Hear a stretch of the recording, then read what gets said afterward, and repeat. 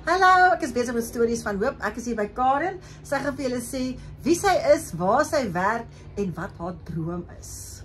Goeiemôre almal. Hallo, ek is Karen Silvester en ek is by Vlottenburg Nasorg wat geleë is in die Vlottenburg gemeenskap. So ek is 'n bestuurder van die Vlottenburg Nasorg.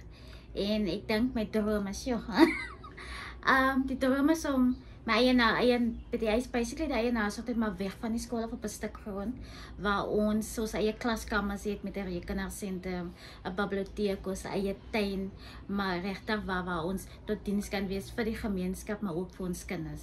Waar ons ekstra klasse kan opgee en oplei vir die mense in die gemeenskap ook. So daai is die droom. En wat is die beste deel? Kijk, ek wil hê mense moet jaloers wees en net kom inspring. Wat is die beste deel van om hier te wees?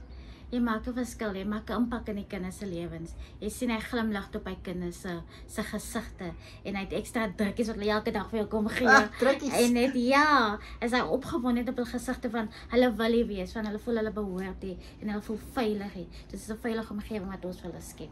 O, wonderlik. En wat is jou grootste uitdaging? Ek dink geld. Ons het 'n geldboomie agter in jou tuinplant. Maar ek dink ook dis geld, maar met gepaard gaan is space, ons eie plek. So eintlik is ons nou redelik gemaklik hier by die skool, maar soos ek sê die langtermyndoel is om ons eie stuk grond te hê. So ja, maar uitdaging is geld, want jy moet jou staf betaal, jy wil goedes doen en jy het geld nodig om dit te doen.